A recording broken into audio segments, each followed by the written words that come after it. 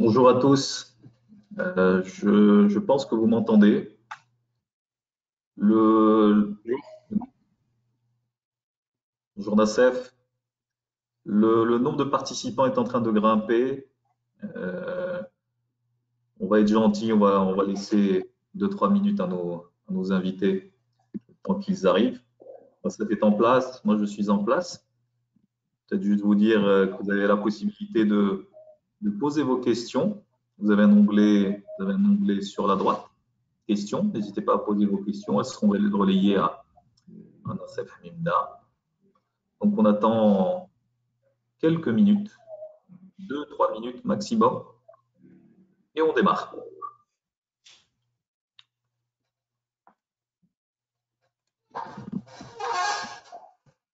Steph, tu m'entends? Tu me vois? Je te vois? Je t'entends et tu vas bientôt me voir. Très bien. Voilà. Un peu de luminosité. Ouais. Le nombre continue de grimper. Donc, on va laisser la chance à un maximum de personnes de pouvoir démarrer avec nous. Très bien. Je suis prêt. Bon, on va attendre 40. On peut y aller. va dépasser la barre des 40. On se dit 50? Soyons ambitieux.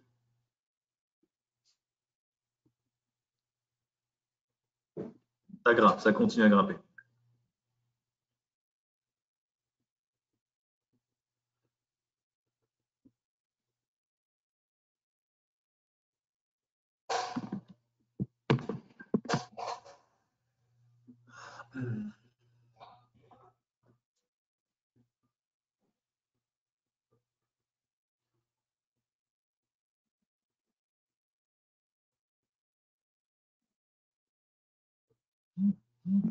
On y est presque. Je vois ça.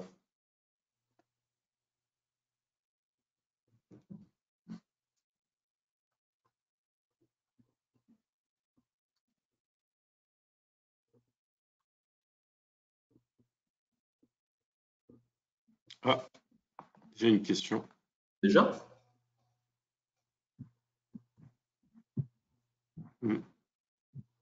Non, juste une réponse de participant qui n'entend pas ce qu'on dit.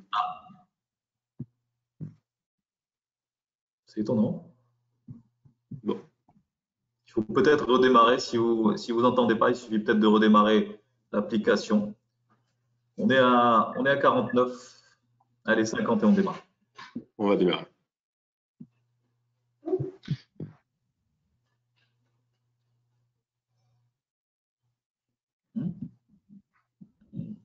On me dit qu'il suffit d'appuyer sur l'option audio pour ceux qui n'entendent pas. Option audio. Et puis ensuite vous cliquez. Très bien. On est à 51. On sera sûrement beaucoup plus aujourd'hui parce que le nombre d'inscrits était bien plus important. Nous démarrons. Madame, mademoiselle, monsieur, bonjour et Ramadan Karim à tous les musulmans qui nous regardent à travers le monde. Je suis Ahmad Ayashi, directeur des partenariats entreprises de l'École centrale Casablanca. Et je suis extrêmement heureux de vous accueillir à ce webinaire de Centrale Supélec Exet que nous organisons à partir de Casablanca. Ce webinaire a comme titre le leadership au service de l'innovation. Le choix de la thématique n'est pas anodin. Le monde change. Nous changeons chacun à son échelle. Et on le voit parfaitement dans le contexte actuel de la crise du Covid-19. Pour accompagner ce changement, nos organisations ont besoin de leaders pour apporter des innovations créatrices de valeur et impacter leur environnement.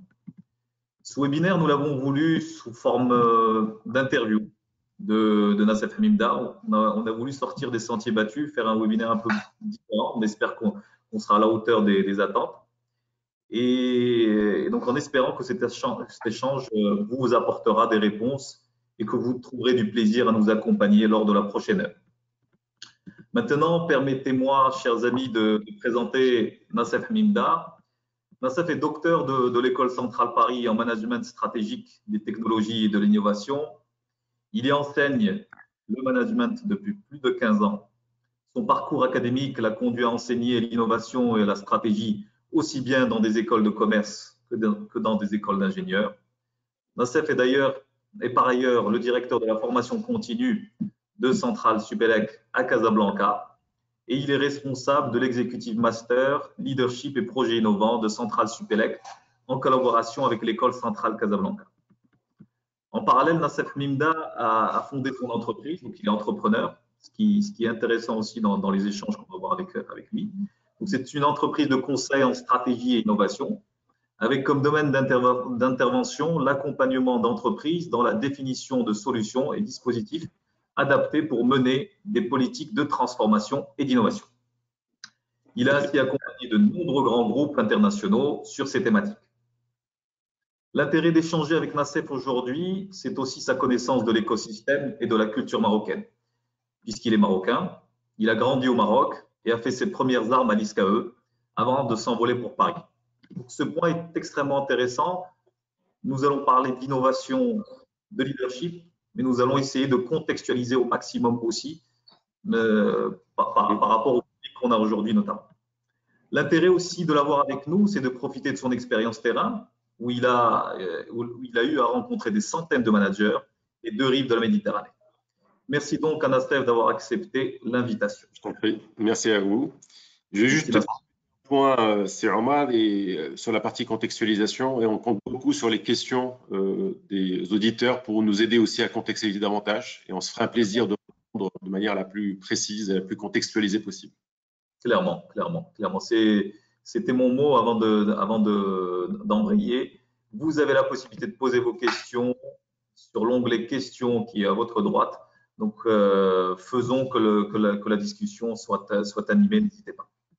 Donc, sans plus tarder, Nassef, innovation, leadership, quelles sont tes définitions de ces deux concepts? D'accord, merci Omar. Alors, bien sûr, comme tu l'as bien dit Omar, on va être ici dans une discussion, dans un échange. Alors, j'ai préparé quelques slides, mais vous allez voir, c'est juste des slides de backup. Vous allez voir, après, on risque même de se perdre parce qu'on va être au fil de la discussion et de l'échange. Et effectivement, poser le cadre. De quoi on parle d'innovation, on parle de leadership. Alors, je vais dans un premier temps peut-être partager avec vous la définition peut-être la plus, à mon sens, la plus peu évidente à partager, la moins consensuelle, même si c'est l'innovation, n'est pas pour autant. C'est celle du leadership. Alors, j'ai pris celle de Bass, donc Bass qui a fait beaucoup de travaux dans les années 90, notamment on lui doit par ailleurs, pour ceux qui suivent le domaine, ce qu'il appelle le leadership transactionnel, le leadership transformationnel. On peut en parler, mais ce ne sera pas forcément l'objet de cette discussion. Et Bass, l'autre, apporte comme définition du leadership que leadership, c'est l'influence. C'est le leader est là pour influencer des attitudes et des comportements des individus dans leur interaction afin de faire atteindre à ce public, à son public, des objectifs communs. Donc, ce qui est important de garder à l'esprit dans le leadership, qui n'est pas le cas du management, c'est que le leader est là pour influencer, faire des choses à des personnes dans un objectif bien précis, alors que le management ou le manager est là pour contrôler, suivre des processus, des routines organisationnelles qui sont mises en place. Donc ça, c'est pour la partie de la définition de leadership. Pour ce qui est de l'innovation, et après je rejoindrai Omar dans les échanges qu'on va faire pour aller un peu plus dans le détail. L'innovation, elle, par contre, et ça, pour ceux qui m'ont entendu parler d'innovation, donc l'innovation, on peut la définir selon deux façons de faire. D'abord, l'innovation, elle peut être prise comme un objet, un produit, c'est le résultat, c'est-à-dire qu'on va dire qu'un téléphone, une voiture est une innovation. Mais ici, on va entendre innovation dans le sens processuel, c'est-à-dire l'innovation est un processus. Et de manière très schématique, juste pour présenter ce processus, on va revenir, parce que ça va nous servir de cadre tout au long de cet échange. L'innovation, c'est un processus qui connaît deux étapes principales fondamentales. Une étape amont dite de génération d'idées ou de créativité, où on va demander, face à un problème auquel on doit apporter une solution, de trouver un ensemble d'idées nouvelles. Et une deuxième phase, qui est une phase dite d'implémentation, où là, on va passer dans une étape de mise en place de ces idées, de ces concepts, et qui vont par la suite objet de les mettre en place au sein de l'organisation pour qu'ils soient adoptés durablement par les utilisateurs du système. Alors là, on revient un peu sur la définition un peu schumpeterienne de l'innovation. Donc Schumpeter, le premier économiste, a donné une définition de l'innovation qu'il a distinguée à l'époque de l'invention, l'invention étant la mise en place de la création du nouveau, et l'innovation, c'est la mise de ce nouveau sur un marché. Quand on parle d'innovation, en l'occurrence au sein d'une organisation, c'est la mise à disposition auprès des entreprises. Donc voilà les deux définitions qu'on peut donner aujourd'hui, enfin pour commencer un peu l'échange. Maintenant que le cadre est posé, que les concepts sont posés, est-ce que tu pourrais nous expliquer quelle est la relation que tu vois entre ces deux concepts? Pourquoi on a choisi justement cette thématique, le leadership au service de l'innovation? Ce n'est pas quelque chose qui vient nécessairement ou naturellement à l'esprit des gens. On peut innover sans nécessairement avoir du leadership, j'ai envie de dire. Alors, on verra à la fin de cette webinaire que, au contraire, c'est très lié, mais effectivement, et on va dire c'est pas une statistique, mais l'idée qui peut être répandue quand on parle d'innovation, c'est que l'innovation va s'attarder sur la phase amont du processus d'innovation. C'est-à-dire on va rester dans cette idée de génération d'idées, c'est-à-dire on va associer l'innovation à cette créativité. D'ailleurs, beaucoup de programmes se disent des programmes d'innovation dans beaucoup d'entreprises que j'ai pu accompagner, mais quand on regarde de près, on est davantage sur des programmes de créativité, de sourcing d'idées, de recherche d'idées.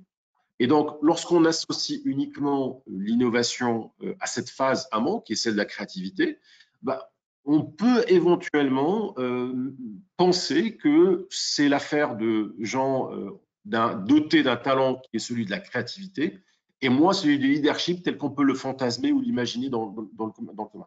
Donc, l'idée justement d'en parler, c'est de dire, quand on regarde de près la nature de l'innovation, du processus d'innovation et aussi la nature du leadership, on va voir par la suite, c'est une relation qui est intimement liée et que l'innovation et le leadership, c'est quelque chose c'est deux éléments ou deux approches inséparables lorsqu'on parle de ressortir de nouveaux produits, de nouveaux services ou de nouveaux modèles. Justement, Nassef, si tu me le permets, justement pour voir éventuellement comment ce leadership peut être au service de l'innovation, est-ce que justement tu ne pourrais pas nous montrer schématiquement quelles sont les différentes étapes, quel est le processus, j'ai envie de dire, d'innovation? Est-ce que tu pourrais nous l'exposer? Alors, peut-être qu'il y a eu un problème au niveau du partage, mais le processus d'innovation tel que… Alors, c'est celui que je présente, que vous avez aujourd'hui, qui est partagé dans l'écran, donc de manière un peu schématique. Donc, ce processus qui est basé sur la génération d'idées, la rétention et l'implémentation. Et ce que vous regardez dans ce schéma, il y a des petits cercles à côté qui sont créativité, implémentation. Et au fait, on les a mis là au niveau du schéma, c'est que c'est des choses qui sont un peu récursives. C'est-à-dire qu'on est sur une dynamique continue tout au long du processus. On va osciller entre créativité et implémentation. Par exemple, quand on pense à l'implémentation, on se dit dans l'implémentation, il ne va pas forcément y avoir de créativité. Pas forcément, au contraire. Lorsqu'on est en train de mettre en place un pilote d'une nouvelle idée, forcément, quand on met en place un pilote, parce qu'il est nouveau, on est obligé à par moment d'être créatif, de trouver des solutions parce qu'on est face à certains obstacles. De même, lorsqu'on est dans la génération d'idées, où on pense qu'on est dans une phase, entre guillemets, qu'on peut schématiser par du brainstorming classique, à un moment donné, il faut quand même trouver les idées, organiser cette séance de créativité, implémenter l'idée qui va être sélectionnée pour passer à l'étape suivante, etc. Donc, cette dualité créativité-implémentation, on la retrouve de manière concrète et pratique tout au long du processus d'innovation. Et là, on peut s'interroger sur justement la part du leadership durant ces différentes phases. C'est intéressant, tu parles de dualité. Quand on préparait cette discussion entre nous, tu m'as parlé d'un concept que je ne connaissais pas, qui est l'ambidextrie. Est-ce que c'est pas l'occasion peut-être d'en parler à nos invités, leur expliquer de quoi il s'agit et dans un contexte d'innovation, qu'est-ce qu'on entend par ambidextrie? Alors, effectivement, c'est un concept qui mérite d'être connu parce que, et d'autant plus dans l'époque actuelle, Parce qu'on a eu tendance à oublier qu'une entreprise, une organisation doit pouvoir gérer 2 cycles. On a en tête effectivement ce qu'on appelle la dualité de l'organisation. On pense bien sûr au fait que une entreprise est là pour tourner un business, utiliser une démarche un peu triviale, mais une entreprise doit aussi regarder l'avenir et préparer l'avenir. Et effectivement, dans cette période, la partie la deuxième partie de cette dualité, qui est l'exploration, et vous en convenez, est très importante. Alors déjà, peut-être revenir sur le mot ambidextrie. Alors ça veut dire quoi, quelqu'un d'ambidextre? Quelqu'un d'ambidextre, dans le langage commun, c'est quelqu'un qui est habile aussi bien de sa main gauche que de sa main droite. C'est-à-dire qu'il n'a pas forcément de préférence. Il est aussi bien droitier que gaucher. Donc on parle d'ambidextrie. Et c'est quelque chose qui a été importé assez récemment, enfin, bien longtemps. Hein. Les premiers travaux sur l'ambidextrie, ça remonte aux années 70, 1970 bien sûr, où on s'est dit qu'il faut quand même faut que l'entreprise ne soit pas uniquement ou qu'elle ne soit pas assise uniquement sur un seul levier, qui serait celui de l'exploitation, parce que repenser un petit peu en mettant les choses en perspective, hein, on parle d'une économie, celle des années 70-80, qui a vécu pendant des années, voire même des décennies, sur un seul et même business model, en vendant plus ou moins les mêmes produits. Donc forcément, ce qu'on met en avant à ce moment-là, et ça coïncide par ailleurs avec la création du management et l'essence de gestion, et ce qui par ailleurs explique pourquoi, à un moment donné, on a beaucoup mis l'accent sur cette partie d'exploitation, c'est que l'objectif, c'était de chercher l'efficience. Tout marchait bien, les produits se vendaient, il n'y avait pas de crise particulière, donc il fallait justement optimiser les processus, gagner en efficience, efficacité, etc. En efficacité, pardon, ainsi de suite. Et puis, on a eu tendance à oublier qu'une organisation doit aussi explorer de nouvelles voies et doit aussi voir ce qui se passe par ailleurs. Et ça, justement, cette dualité ou ce double mouvement, donc, qui est l'exploration et l'exploitation, c'est ce qu'on appelle l'ambidextrie. C'est Marsh 91 qui apporte un des travaux, un des articles qui va nous permettre d'apporter une des meilleures synthèses. Et donc, dit comme ça a l'air d'être une certaine évidence. Oui, oui, effectivement, une entreprise doit être dans l'exploration et l'exploitation. Mais sauf quand on y regarde près. Justement, Nassef, oui, de t'interrompre. Comment justement cette dualité, cette ambidextrie doit se retrouver justement dans le quotidien de nos entreprises? Comment elle se matérialise? Parce que ce qui va nous intéresser, c'est comment moi, dans mon environnement quotidien, je vais pouvoir créer de l'innovation, créer un process d'innovation. Alors, dans ta question, il y a plusieurs niveaux. Donc, si tu me permets, je vais reprendre plusieurs points. Alors, concrètement, ce que tu appelles par concrètement, c'est déjà, il faut une, je ne vais pas dire une stratégie, parce que ce n'est pas de la stratégie, mais plutôt une politique. C'est-à-dire qu'il faut qu'au sein d'une organisation, et là, il faut aller directement au niveau du top management, avoir conscience de cette nécessité, de cette ambidextrie ou de cette dualité. C'est-à-dire que il faut se dire qu'il faut aussi préparer l'avenir. Et quand je le dis, c'est de le penser sincèrement, parce qu'effectivement, tout patron qui se respecte, tout dirigeant le pense, mais de là à le mettre en place, c'est une autre histoire. Donc ça, et ça, je vous parle de vécu, parce que bon, quand on commence à regarder de près, c'est toujours particulier de pouvoir les mettre en place. Deuxième chose, et ça me permet juste de revenir là-dessus, c'est que le souci, et qui fait que c'est difficile de le mettre en place, c'est que l'exploration chasse l'exploitation et vice-versa. C'est-à-dire qu'ils sont à la fois nécessaires, mais aussi exclusives. Je m'exprime. Si vous êtes dans une organisation qui a tendance à faire beaucoup d'exploitation, vous allez perdre vos capacités, vos tendances à faire de l'exploration.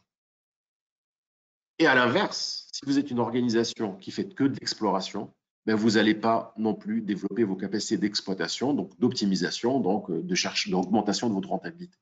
Exploration, innovation. Pardon? Exploration dit innovation. Alors, exploration dit innovation, mais pas que, parce qu'on peut aussi explorer par un travail de lecture stratégique, mais dans l'exploration, il y a de l'innovation. C'est-à-dire qu'on verra effectivement par la suite qu'une bonne partie de l'exploration vient avec l'innovation, mais explorer peut être aussi par de la recherche, par de la documentation, par de l'information. Mais à un moment donné, elle va aussi bien sûr se concrétiser par de l'innovation et par un programme ou des processus d'innovation. Donc, c'est là où je voulais dire de manière concrète, c'est qu'il faut justement ce sponsorship qui va être conscient du fait qu'il faut associer les deux et que ce n'est pas facile à faire. Et donc, donner les éléments, le climat nécessaire pour qu'on puisse les mener à bien. Tu parles de sponsorship. Donc, c'est pour ça qu'il s'agit de leadership. C'est pour ça qu'on parle de leadership. Ou ce n'est pas que le sponsor qui a du leadership?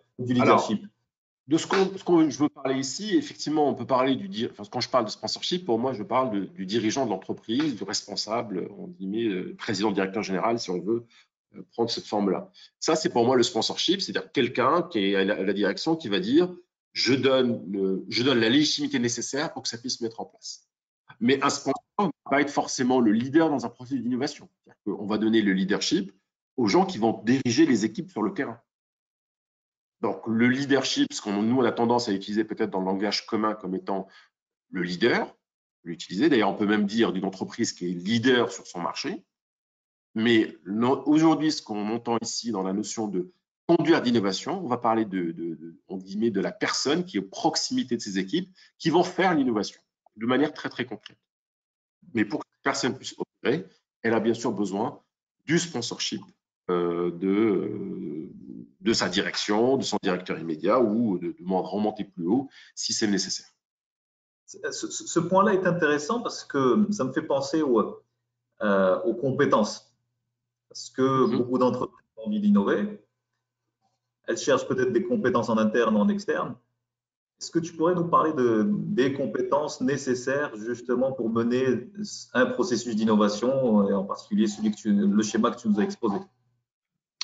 Alors,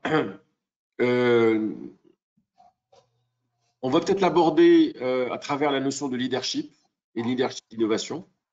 Parce que oui, effectivement, on peut les citer à l'après-vert si on veut. Quelles sont les différentes compétences qu'il faut? Il faut effectivement de la créativité, il faut de la prise de risque. Enfin, la prise de risque n'est pas une compétence, mais il faut une certaine rigueur, de la planification, etc. Bon, tout ça, j'ai envie de dire, ça ne pose pas beaucoup de problèmes et on sait très bien qu'il le faut. Là où ça va être difficile, ça va être particulièrement challenging, comme on dirait, pour les managers, c'est comment poser la bonne configuration pour y arriver. C'est quoi la bonne alchimie, c'est quoi la bonne recette? Alors, si tu me permets, alors moi, je vais revenir du coup sur le leadership et leadership dans l'innovation et dire que la recette, elle est justement dans cette compréhension du rapport du leadership et l'innovation. On disait tout à l'heure sur le processus d'innovation où il y a ce côté tourbillonnaire entre l'implémentation et la créativité. Qu'on vient de voir aussi que dans l'organisation, il y a déjà quelque chose qu'on sait depuis un certain temps qui est cette dualité entre l'exploration et l'exploitation. Et bien, quand on est dans un processus d'innovation, une des clés, c'est peut-être la plus importante, c'est de gérer et de contrôler cette dualité et faire en sorte que les personnes qui sont engagées dans les projets d'innovation puissent pouvoir basculer de manière pertinente entre l'exploration et l'exploitation dans leur projet d'innovation. Et si on revient à la définition du leadership comme étant cette capacité à influencer les gens, la capacité, j'ai envie de dire, du leader innovateur, c'est cette capacité à pouvoir faire en sorte que ces équipes puissent osciller de manière la plus juste, le bon timing, entre des phases où ils doivent être dans l'exploration et des phases où ils doivent être dans l'exploitation. Est-ce qu'il y a plusieurs types de leadership? Justement, encore une fois, pour mener à bien ces différentes phases. Et s'il y en a plus, est-ce que tu peux nous en parler? Alors, des typologies de leadership, on en a beaucoup et vous les connaissez tous. Là, je le partage avec vous. Alors, je ne sais pas si vous voyez très bien avec le partage d'écran. D'ailleurs, à ce titre, on partagera les éléments par la suite. Mais oui, leadership, il y a plusieurs types, il y a plusieurs styles de leadership. Et les typologies ne manquent pas. Tout à l'heure, en présentant la définition de leadership avec Bas, je parlais du leadership transformationnel, leadership transactionnel. Donc, c'est une typologie parmi d'autres. Alors, je préfère celle de Goldman ici, qui est, à mon avis, un peu plus abordable, où finalement, lui, il va pouvoir identifier, ou il a identifié 6 types de leadership. C'est-à-dire qu'il parle d'un leadership directif. Alors, sachant que dans certains que je vais présenter ici, on peut dire que ce n'est pas un bon leadership. À la limite, ça, c'est effectivement un jugement qu'on peut porter. Mais ce qui est important de se dire, et si on revient à la définition de leadership, à savoir quelqu'un qui arrive à influencer les individus pour faire atteindre un objectif, et ben Goleman en distingue 6. Il distingue le directif, celui qui va dire un peu autoritaire, vous faites ce que je dis, le visionnaire, le collaboratif, le participatif, qu'on appelle par ailleurs aussi le démocratique, le chef de file, le pacemaker, celui qui se met à l'avant et qui demande aux gens de le suivre, et le coach. Et ça, c'est quelque part, si vous voulez, une typologie qui permet d'englober l'ensemble des styles de leadership. Mais ce qui est intéressant de voir, c'est que quand on prend le sens sur la dernière ligne, je ne sais pas si elle est visible, vous voyez qu'il y a 3 styles de leadership qui sont plus tendance à être dans la convergence. Le directif, le visionnaire et le chef de file. C'est-à-dire qu'on suit un cap et on va faire en sorte que le leader va se citer de manière explicite, avec des styles différents, d'aller vers un point, vers une ligne de fuite. Et les autres, le collaboratif, le participatif, le coach, il va être plus dans la divergence. C'est dans la capacité à ouvrir un peu, à permettre aux gens d'explorer les choses. Et donc, pour répondre à ta question, Romain, c'est que ces différents types de leadership vont s'actualiser dans un processus d'innovation. Alors, peut-être pas tous, parce qu'on va demander, vous verrez par la suite, est-ce qu'on puisse faire à un moment donné, il faut être dans du directif, par moment, il faut être dans le visionnaire, après, il faut peut-être être dans des collaboratifs, dans du participatif, dans le chef de file, etc. Typiquement, si je prends un exemple, lorsque vous êtes dans la génération d'idées, vous allez plus favoriser un leadership type collaboratif, participatif. Quand vous allez être peut-être dans l'implémentation, vous avez plus tendance à être dans le chef de file, le directif. Quand vous êtes même, par exemple, sur la partie peut-être même pour le lancement même d'un processus d'innovation, le visionnaire qui va donner un enjeu précis pour que les gens se mettent en route va être nécessaire, etc. Le coach, par des moments où il y a des doutes dans les équipes. Cherche le mouton à 5 pattes, j'ai envie de dire. On cherche le mouton à 5 pattes, j'ai envie de dire là. C'est des personnes qui vont à 6 pattes. Si on a besoin d'avoir toutes ces compétences, toutes ces qualités d'adaptabilité notamment pour pouvoir gérer des procès d'innovation. Alors qu'on a l'impression, je parle sous ton contrôle, et en tout cas dans le contexte dans lequel je vis moi au Maroc, c'est que l'innovation, c'est un peu le parent pauvre et on ne met pas nécessairement les personnes les plus adaptées et les plus compétentes sur ces sujets-là. Alors que j'ai l'impression que finalement, c'est les stars qu'on doit mettre sur l'innovation. Alors, j'ai envie de dire, sans parler de stars, sans parler de choses, il faut une certaine compétence. Et cette compétence, j'ai envie de dire, c'est cette capacité à changer de registre. Vous savez, il y a des gens qui sont très bons pour mener une tâche de manière une tâche et de la mener jusqu'au bout. Et vous avez des personnes qui ont cette capacité, un peu une sorte de caméléon, de changer de registre, de s'acclimater, de s'adapter en fonction de la situation. Et c'est ce type de personnes qu'il faut mettre en avant dans le processus d'innovation. Alors, juste pour partager avec vous, effectivement, c'est une vraie question. Lorsqu'on nous demande de mettre en place des programmes ou d'innovation, on est consulté pour la chose, une des questions qui revient et qui est toujours, j'ai envie de dire, c'est le portrait robot de ces leaders d'innovation, qu'on peut appeler par ailleurs les ambassadeurs d'innovation, qu'il faut mettre en place. Et c'est une vraie question parce que, d'une part, il faut garder à l'esprit de ce qu'on vient de dire qu'il faut avoir ce mouton à 6 pattes, du moins avoir cette capacité de pouvoir gérer, susciter et l'exploration, l'exploitation. Peut-être qu'il suffit d'avoir 2-3 styles et ça peut suffire.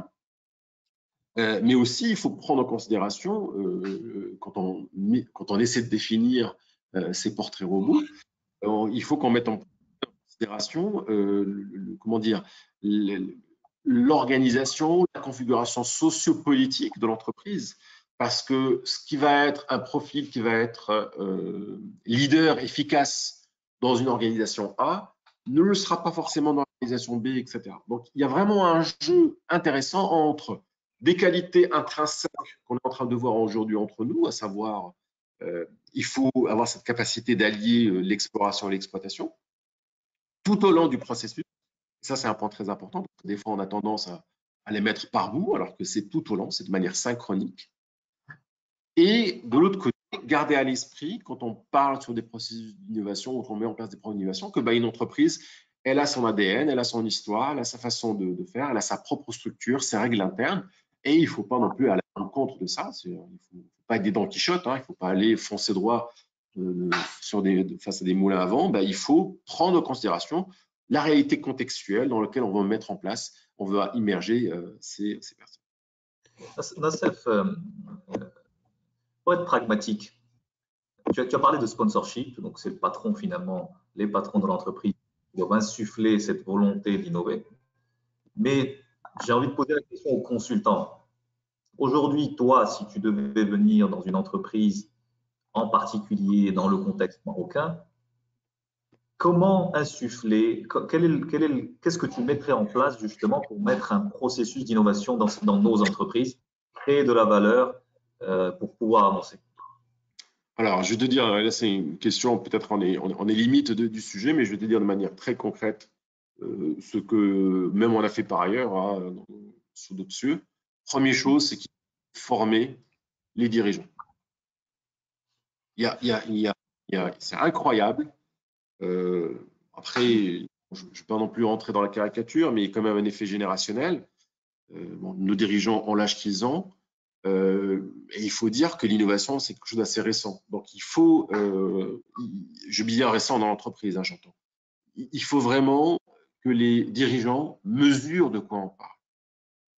Parce que peut-être qu'ils ont une compréhension intellectuelle, mais l'expérience, comme dirait Dewey, donc philosophe américain, c'est vivre quelque chose dans sa chair.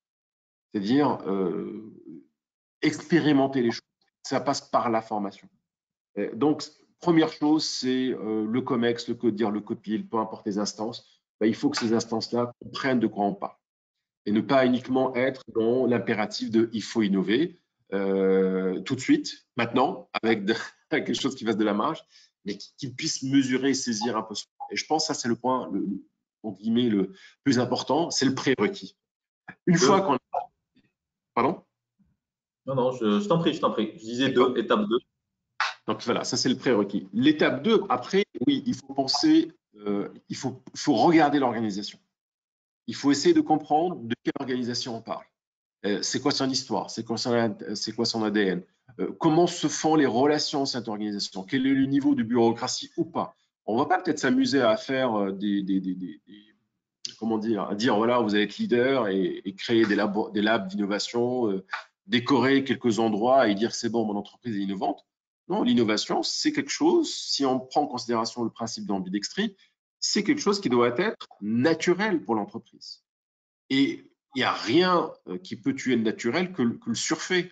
Si vous faites quelque chose qui est à côté, qui ne correspond pas au code de l'innovation, il ne faut pas avoir un baby-foot et 2-3 poufs autour dans un lieu pour dire qu'on est dans le processus d'innovation. On peut être dans des climats entre guillemets d'apparence austère. Moi, je pense par exemple à des choses que j'ai vues dans des sites industriels où on n'est pas dans l'image d'Épinal qu'on se fait de la Silicon Valley, etc.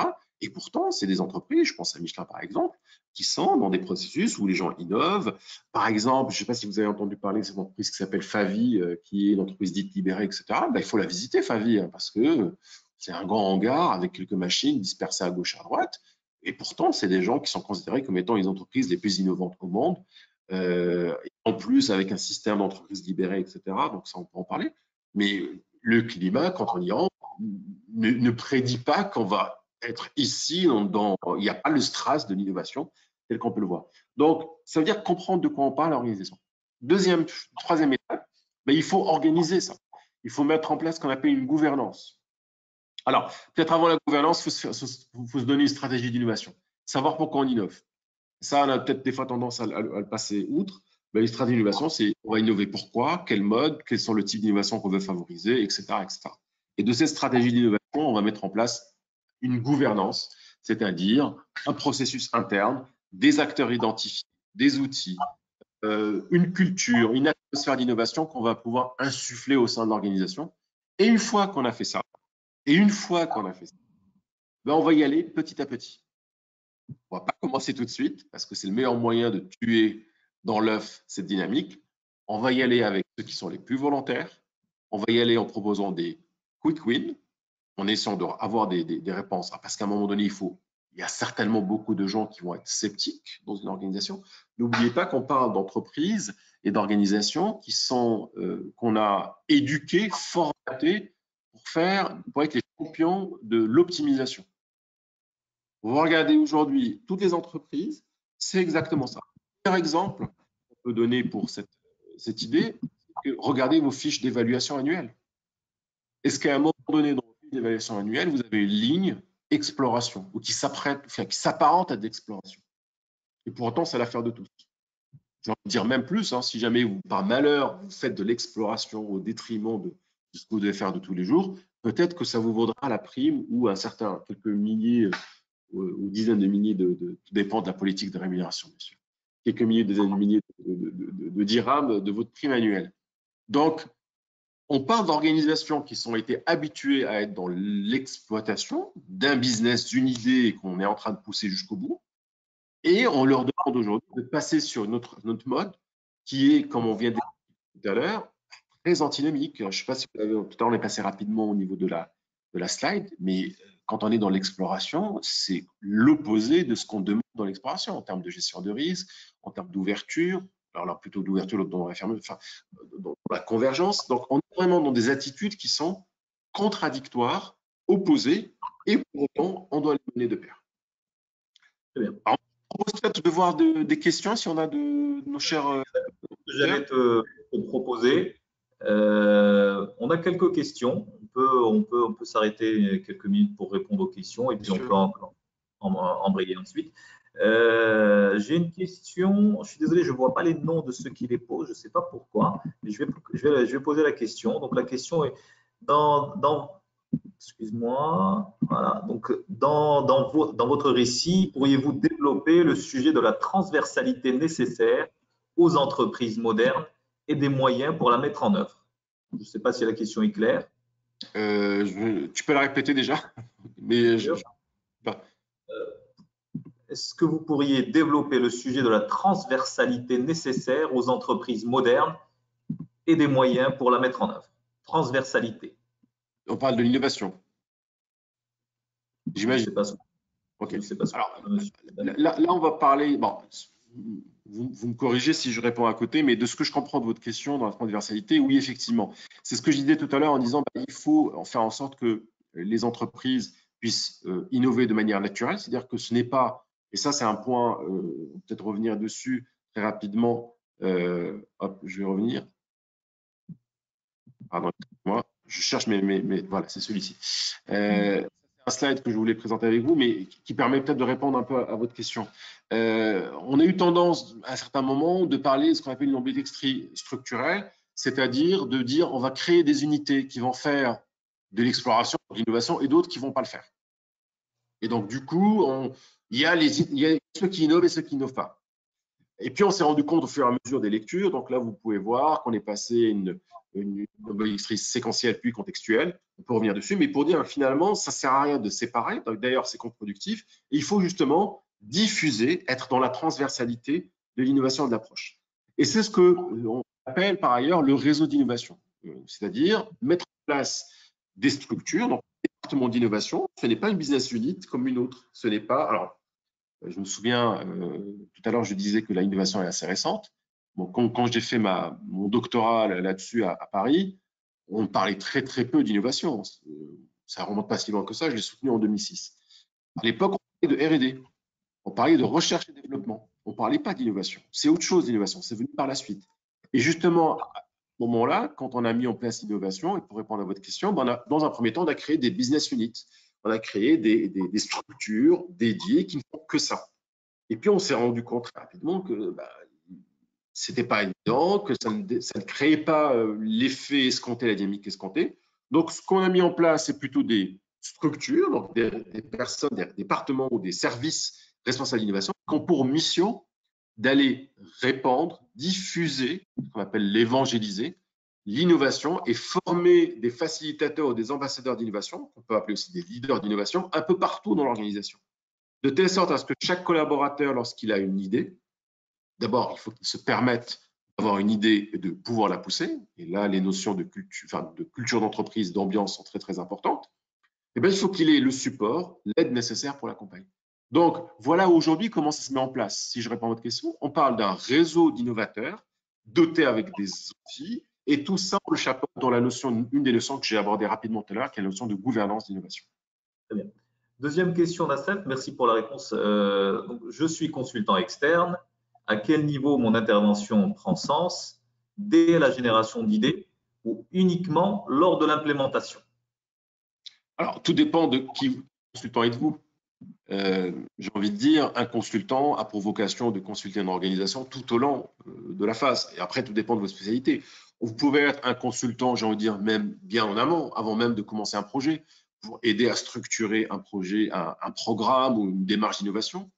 Là, il faut quand même la mettre en place. Ça peut être même un consultant stratégie sur la partie stratégie d'innovation. Vous pouvez être un consultant justement dans la partie amont. Et là, on va être plus sur des consultants en créativité. Et puis, vous allez être par la suite des consultants plus sur l'implémentation. Donc, j'ai envie de dire, tout dépendra de vos compétences. Mais des consultants, on en a besoin, de l'aide, on en a besoin à toutes les phases. Et par conséquent, il y a des consultants à toutes les phases du processus d'innovation. Si Khalid nous pose une question qui est la suivante, comment l'innovation est-elle intégrée aux attentes lors du processus d'embauche? Alors, ça veut dire, alors, je suis désolé, mais la question pour moi n'est pas très claire. Oui, on pourrait effectivement. Alors, une des compréhensions que je fais de la question, c'est est-ce qu'on peut intégrer comme critère de recrutement un profil, celui autour de l'innovation? J'ai envie de dire oui, parce que dans la mesure où l'innovation va nécessiter certaines compétences ou expériences. Donc, on peut aussi justement intégrer ces éléments-là au niveau du recrutement.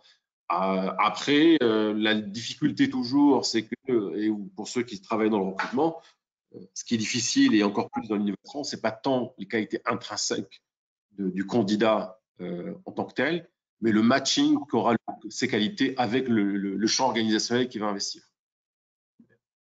On a beaucoup de questions là, est-ce qu'on continue sur les questions? Oui, allez-y, non, je préfère qu'on y réponde. La question suivante, c'est peut-on parler d'innovation aussi dans l'exploitation et quelles sont les différences notoires entre les deux, exploration et exploitation? Alors, la différence entre exploration et exploitation, je l'ai déjà exposé, c'est que l'exploration a pour objectif de ouvrir l'entreprise vers de nouveaux horizons et de préparer l'avenir. L'exploitation, comme son nom l'indique, c'est l'exploitation du business model actuel, du produit actuel. C'est-à-dire qu'on a déjà une idée, cette idée est déjà mise sur le marché et on fait tout pour délivrer cette idée. C'est ce qu'on appelle le business as usual, c'est le business récurrent. Après, est-ce qu'on peut innover dans l'exploitation? Oui, c'est ce qu'on appelle communément l'innovation incrémentale. L'innovation incrémentale, vous connaissez un peu les différents types, enfin, une des typologies les plus connues, donc la typologie incrémentale radicale, même si j'aime pas beaucoup le mot radical parce que pour moi, il ne veut pas dire grand-chose. Hein. Mais bon, on restant un peu sur ce terme qui est partagé. Mais l'innovation incrémentale, c'est de dire on va juste apporter un chouïa de nouveauté par rapport à ce qu'on fait, on sait faire. Et généralement, l'innovation incrémentale est là est au service de l'exploitation. Et la radicale, si on veut dire, c'est-à-dire quelque chose qui n'est pas incrémental. Sauf que lorsqu'on commence à parler de radical, il faut nuancer les différents degrés et là, on ouvre d'autres champs. Donc oui, pour répondre à votre question, l'innovation incrémentale est souvent une innovation qu'on retrouve dans le champ de l'exploitation. Il y a aussi un autre point, c'est effectivement une autre idée. Ça me rappelle un peu les travaux de Christiansen. Donc, Clayton Christiansen, c'est lui qui a parlé de l'innovation disruptive, la disruptive innovation. Donc, aujourd'hui, vous savez que c'est un terme hyper galvaudé. Hein. C'est disruptif, c'est disruptif. Et bien, Christiansen, quand il parle d'innovation disruptive, il parle aussi de innovation sustaining innovation. C'est-à-dire que l'innovation qui maintienne l'état actuel et une innovation qui dérange l'état. Et d'ailleurs, la disruptive ne peut pas être forcément une innovation radicale. Et donc, pour répondre, deuxième élément qui permet de répondre à la question, c'est qu'une innovation sustaining au sens de Christiansen est une innovation qui apparaît dans les cycles d'exploitation. Très bien. Siami nous pose une question. McKinsey disait dans un article paru récemment que la direction exécutive doit protéger l'innovation et la piloter. Selon vous, Vu l'agenda d'un directeur général, y a-t-il assez de temps pour un manager pour manager cette innovation? Alors, il y a deux choses. Il y a le manager et le directeur. Bon, l'agenda du directeur, il est le même partout dans le monde. Je veux dire, et c'est pas une. Alors, déjà, au moins qu'il l'adoube, qu'il lui apporte son aura, qu'il la protège d'une certaine manière. Et d'un autre côté, un manager doit apprendre aussi à déléguer. Donc, si ce manager n'est pas en capacité de déléguer, de toute façon, le don d'ubiquité ne peut pas se multiplier. Donc, ce problème va se poser même sur d'autres problématiques. Donc, pour répondre à votre question, il peut déjà, tout à l'heure, quand je parlais de sponsorship, c'est déjà dire, oyez, personne de la place, je donne carte blanche, enfin blanche, les nuances peut-être peuvent varier, mais je donne toute ma confiance à ces initiatives. Déjà, rien que ça, c'est en soi protéger l'innovation et pouvoir la protéger. Et chose que peut-être beaucoup de personnes ne font pas. Et tout à l'heure, quand je disais il faut former les dirigeants, c'est qu'ils doivent s'en rendre compte que une innovation, c'est quelque chose qu'on peut tuer très rapidement. C'est très fragile. Il suffit d'un an pour un pitch mal prononcé, une idée une présentation, un PowerPoint qui est mal foutu, ou pour que les gens disent non, parce qu'on n'a pas d'éléments de preuve, on est dans l'exploration. Et c'est ce qui arrive souvent. Donc, il faut justement, bien sûr, il faut la protéger. Et je rejoins McKinsey. C'est pas toujours le cas, mais je rejoins McKinsey sur ce point. On a Zine Bennouna qui nous fait l'amitié d'être avec nous, qui nous dit l'innovation est un mindset aussi.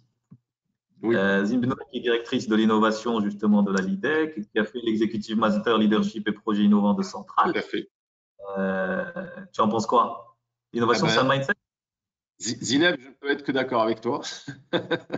Donc oui, tout à fait. Alors, tout à l'heure, je disais que l'innovation, on a eu tendance à… Alors, j'oublie l'auteur, mais je vous donnerai bientôt. Mais l'innovation, on a toujours eu cette dualité, innovation, c'est produit, process. Donc, d'ailleurs, je l'ai donné au début. Aujourd'hui, on parle d'innovation, produit, process, état d'esprit. Parce que, et ça rejoint un peu ce qu'on dit aujourd'hui sur le leadership. Parce que l'innovation, c'est un produit qu'on doit amener sur le marché. L'innovation, c'est un processus à mettre en place. Et l'innovation, c'est aussi un état d'esprit à avoir. Et on peut, je pense, aller un peu plus loin, parce qu'on peut dire aussi, et j'ai vu que Hicham Mounkour était parmi nous, et ça me rappelle un peu une de ses thèses qu'il avait faites, un des premiers thésards, thèse professionnelle dans le leadership, et il a parlé de climat. Et on peut dire aussi que l'innovation, c'est un climat instauré au sein de l'organisation. Donc, c'est là où c'est intéressant le concept d'innovation, c'est que si vous regardez bien, on demande à l'innovation de créer une extension en appendice d'un monde. On veut créer à chaque fois avec l'innovation quelque chose de nouveau. Et quand je dis nouveau, c'est un nouveau monde avec ses propres règles, ses propres ressources, ses propres capacités, sa propre cognition, son propre sens. Donc, toutes ces dimensions-là, effectivement, font une innovation parce que c'est ce pas vers un terrain inconnu, vierge, qui fait qu'on avance. Et du coup, ce qui rend à la fois excitant pour ceux qui travaillent, et je pense que Zineb partagera avec moi que c'est beaucoup de travail, mais énormément de plaisir de faire de l'innovation. Mais en même temps, c'est une certaine complexité, c'est beaucoup de difficultés, parce que c'est à chaque fois construire un monde dans sa complexité, dans sa complexion, chaque fois qu'on avance quelque part d'un centimètre, ou si on est encore plus dans la rupture radicale, de plusieurs pas ou de plusieurs mètres. Siamine nous pose une autre question. Il nous dit les Marocains ont su exprimer leurs idées innovantes. Y a-t-il un projet de création d'un lieu d'émulation qui réunit des startups avec des services indispensables à leur fonctionnement, des fonds d'investissement, un Fab Lab, des imprimantes 3D et des services publics? Si oui, pour quand? J'ai envie de dire qu'il y a des choses qui se font. Bon, je te laisse répondre, mais il y a des choses qui se font. Alors, pour quand, je ne maîtrise pas l'agenda politique. Parce que, et ça, il en va c'est une politique publique, hein, ce qu'on appelle les écosystèmes d'innovation. Ou les, alors, c'est quoi le terme le plus ancien? On parlait d'écosystème d'innovation, on a parlé de cluster, et avant, on parlait de système national d'innovation. Voilà. C'est un peu les travaux de Lundvall, c'est un Suédois. C'est l'idée qui a émergé de la Silicon Valley. Hein. C'est que Silicon Valley, quand on regarde bien, pourquoi tout se passe à la Silicon Valley? Parce que c'est un écosystème. Il y a des personnes, des laboratoires, des entreprises, etc. Donc oui, effectivement, la logique systémique ou écologique de l'innovation, elle est prédominante. Tous ceux qui travaillent aujourd'hui dans l'innovation, d'ailleurs, je remercie Zineb, aussi Zinabase aussi, qui est la BCP par ailleurs, qui font Hicham Aminezzaz et consorts, qui essaient de développer un écosystème d'innovation au Maroc. Parce que j'ai envie de dire, innover, et ça revient un peu sur une définition qu'avait donnée Calon, Acriche, Calon et Latour en 86, innover, c'est renforcer. Quand on innove, c'est qu'on a réussi, quelqu'un qui va réussir, c'est quelqu'un qui a réussi à renforcer un réseau, à attirer le maximum d'alliés autour de son idée. Et quand on dit alliés, ça peut être des consommateurs, des producteurs, des chercheurs, etc. Donc l'innovation, c'est une question de configuration de réseau et donc d'écosystème. Donc oui, il faut ces espaces qu'on peut matérialiser par ces lieux ou ces tiers-lieux, où on pourra faciliter la rencontre, où on pourra faciliter l'échange, où on pourra aussi avoir une sorte de bienveillance, aussi bien pour aller chercher la ressource, qu'elle soit financière ou intellectuelle ou autre, parler des imprimantes 3D. Alors, pour la petite parenthèse, l'imprimante 3D, ça ne sert pas à grand-chose parce que ça prend beaucoup, beaucoup de temps pour imprimer. Il y a des outils aujourd'hui en numérisation 3D qui sont beaucoup plus efficaces, mais pourquoi pas.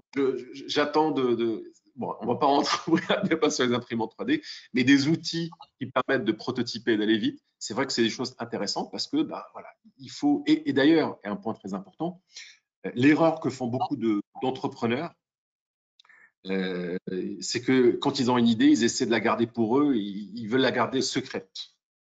Et c'est la pire chose à faire parce qu'une idée, une innovation se nourrit du contact et de l'échange.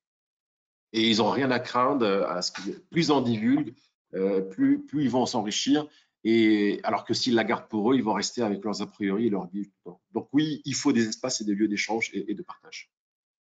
Pour compléter dans ta réponse, dans ma nature, je suis quelqu'un d'optimiste et j'ai envie de dire que beaucoup de choses commencent à émerger, beaucoup de choses se font, notamment par les grands groupes.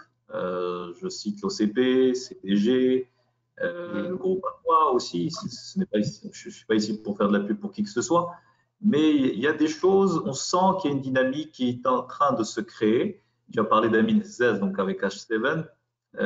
Donc il y a des incubateurs, il y a des fonds d'investissement qui commencent à s'intéresser au sujet, plus que commencent à s'intéresser, qui commencent à investir. Il y a la CCG aussi, il y a l'OMPIC. Donc il y a un écosystème qui est en train de se créer. Donc on ne peut pas dire qu'il n'y a rien qui se fait. Il y a beaucoup de choses. Jamais dit qu'il n'y avait rien. Après, on peut peut-être regretter toujours, hein, quand on est dans ce domaine, qu'il faut mettre encore peut-être davantage l'accent. Et je pense que ce n'est pas forcément un problème de moyens qu'un problème de mindset. Et je rejoins un peu peut-être Zineb, ce que disait tout à l'heure. J'ai l'impression aujourd'hui que ça me rappelle un peu ce que j'ai vu par ailleurs dans d'autres pays. On est encore, excusez toutes mes excuses pour ceux qui s'occupent de ça, mais alors, je remets pas en cause la sincérité de ceux qui sont derrière, mais il y a encore un regard, je dis un regard un peu folklorique autour de ces démarches aujourd'hui. C'est-à-dire que oui, ça bouge, donc les gens qui les mènent, et je les connais très bien, ils y croient beaucoup, mais dans l'esprit beaucoup de personnes, de dirigeants, il y a encore un côté, bon, bah, oui, c'est bien, voilà, c'est sympa. Et ce n'est pas encore suffisamment intégré comme étant la source de notre avenir, tout simplement. Moi, je pense que tout le monde ici a suivi ce qui s'est passé avec les événements du Covid. Et quand je vois la capacité marocaine, j'ai toujours dit, hein, à être réactif et à proposer des choses en un temps record, je fais le comparatif avec la France, où on a une logique peut-être un peu plus bureaucratique. Je me dis, mais on doit être le lieu de l'innovation. On a toujours été bon dans l'innovation, dans l'improvisation, l'urgence. Et c'est des aspects importants. Et beaucoup de gens reconnaissent. Mais ce serait intéressant de passer à l'étape supérieure parce qu'on ne peut pas être que dans l'improvisation. Il faut aussi structurer des choses pour que cette improvisation, cette capacité, cette agilité qu'on a naturellement, nous, en tant que Marocains, ben, qu'on puisse la mettre vraiment au service et avoir cet effet multiplicateur qui fera que demain, ben, on va avoir des produits, des services, et les marchés ne manquent pas, que ce soit des marchés locaux, dans une logique sud-sud, même nord-sud, hein, pourquoi pas. Et on a les capacités, les compétences pour le faire. Alors, on a nos défauts, je ne sais pas sur le système éducatif, etc. Mais il force de constater que lorsqu'il s'agit d'improviser, on va utiliser le mot innover, C'est-à-dire, dans l'urgence et sortir quelque chose d'une solution, et ça ne date pas du Covid. Au Maroc, on sait très bien le faire et c'est une qualité essentielle pour innover. Très bien. Tu avais commencé à répondre à une question, tu avais donné un début de réponse. J'ai une question qui est la suivante. Comment développer l'innovation lorsque les coûts deviennent un obstacle à la mise en place d'idées novatrices? Tu viens de dire juste avant que ce n'était pas qu'une question de moyens. Donc, si tu peux nous dire. Honnêtement, le coût, généralement, n'intervient qu'à la phase dite d'implémentation et d'industrialisation. Mais avant, c'est jamais une question. Si on peut monétiser du coup le temps passé, etc., oui, on va voir. Mais honnêtement, sur les premières phases, qui sont la phase de l'idée jusqu'à avoir un bon concept, généralement, on peut y aller avec juste de quoi faire, de faire le café et quelques gâteaux pour les réunions qu'on va organiser. Sinon, le reste, c'est de la matière grise, c'est beaucoup de choses. Et il faut justement sortir de l'idée qu'il faut du matériel, etc. Dans les premières phases, et les notions de prototypage, plus précisément de pré-totypage, pour ceux avec qui on a pu initier, c'est-à-dire les phases des prototypages rapides. Des fois, vous avez besoin de post-it, vous avez besoin juste d'écran, vous avez besoin de choses très simples pour matérialiser vos idées et les plus loin. Donc, c'est rarement une question de coût.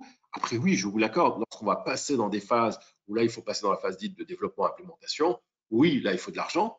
Mais à ce moment-là, votre idée est suffisamment mature pour justement aller chercher des fonds. Et on revient sur l'idée d'écosystème.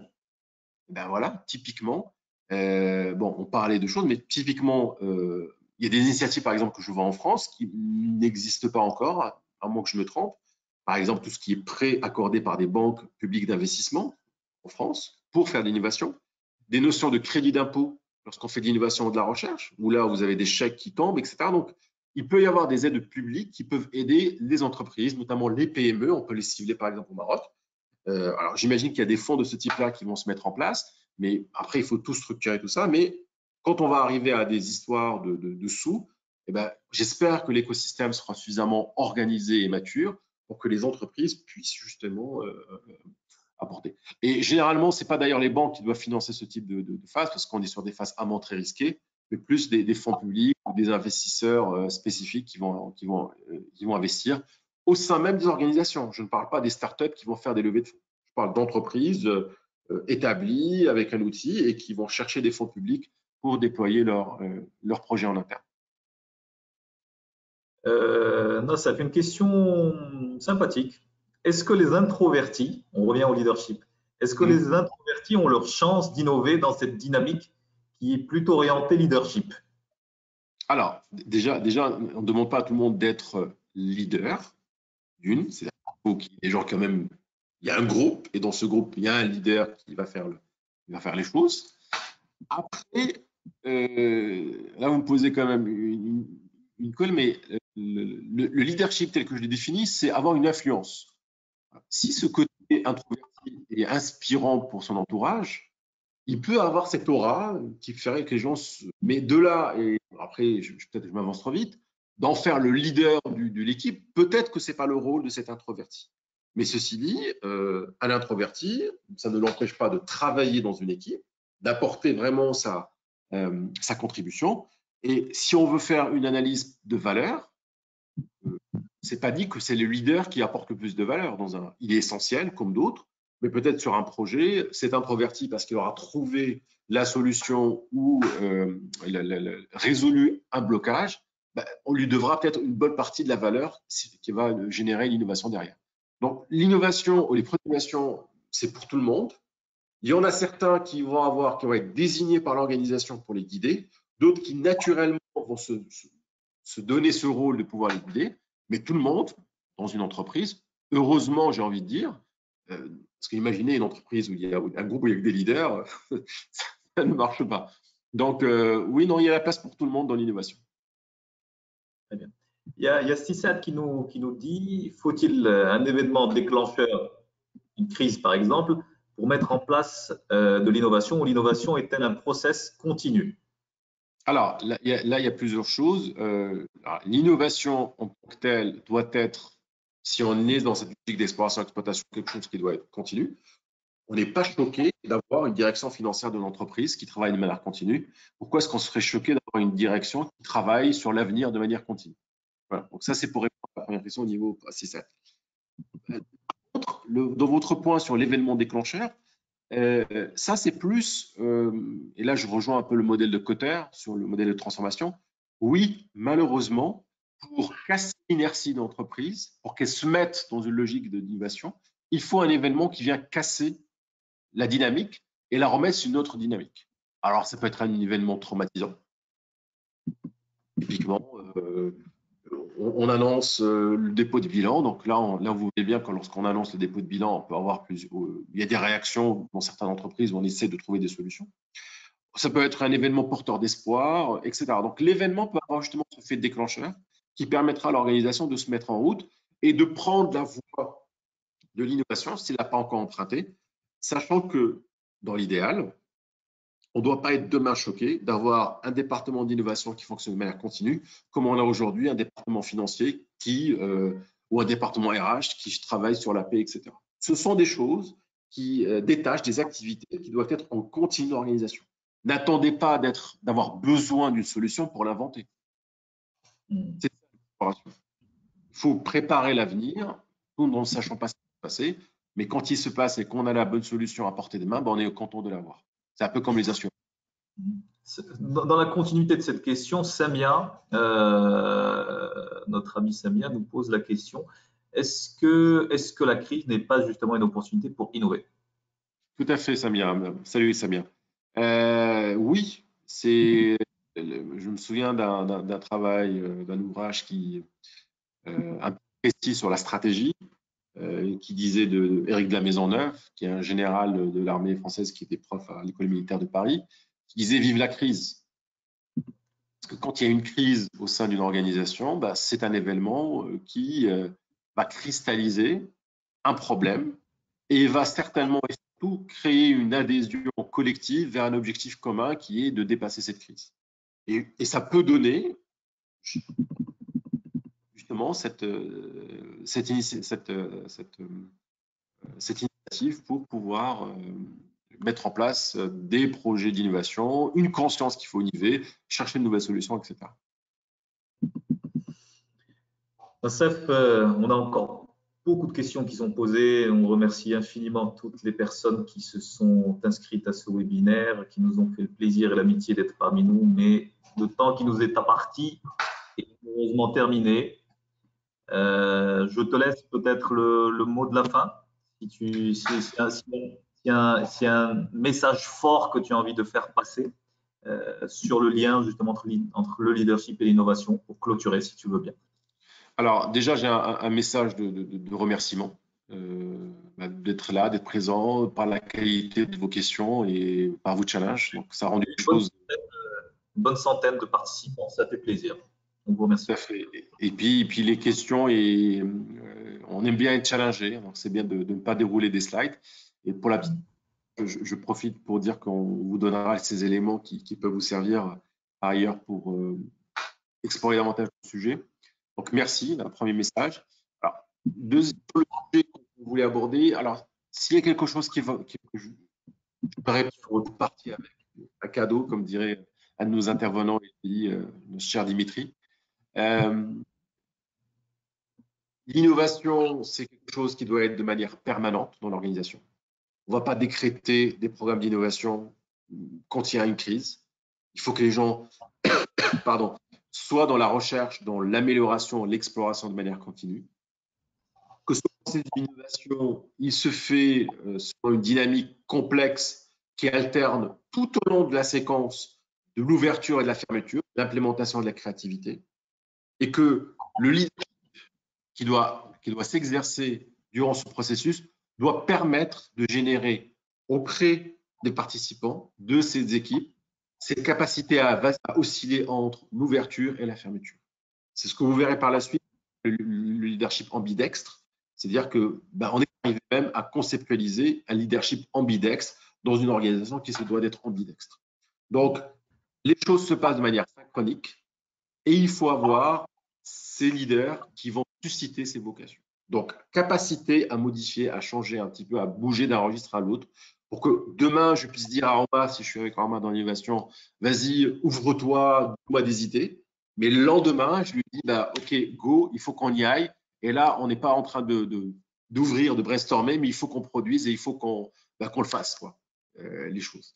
Donc, c'est cette mécanique continue qu'il faut avoir à l'esprit dans l'innovation et qui n'est pas uniquement à des phases précises, elle est tout au long du processus. Merci beaucoup, Nassef. Encore une fois, merci à tous de nous avoir suivis. Juste vous dire que nous pouvons rester en contact sur LinkedIn. Nous avons créé depuis 2 mois une page LinkedIn. Et vous voyez, donc on est aussi sur les réseaux sociaux.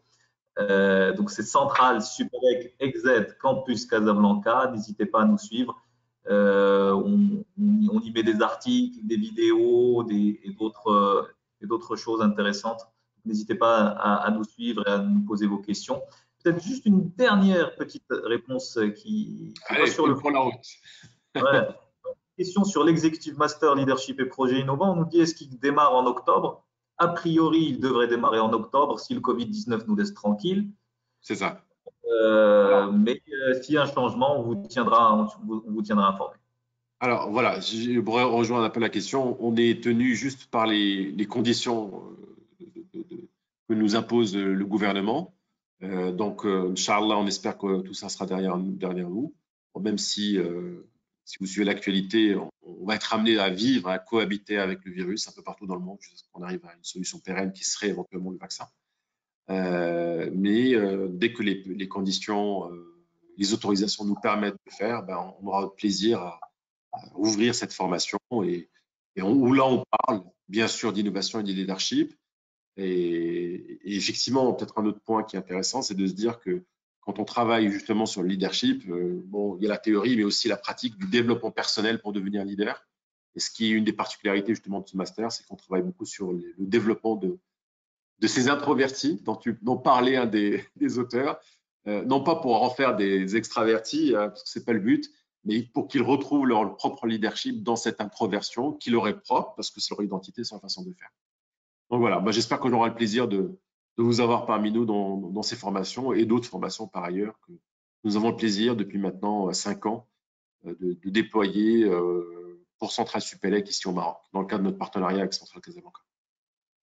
Merci Nassef, merci à tous et à très vite. Merci. Au revoir.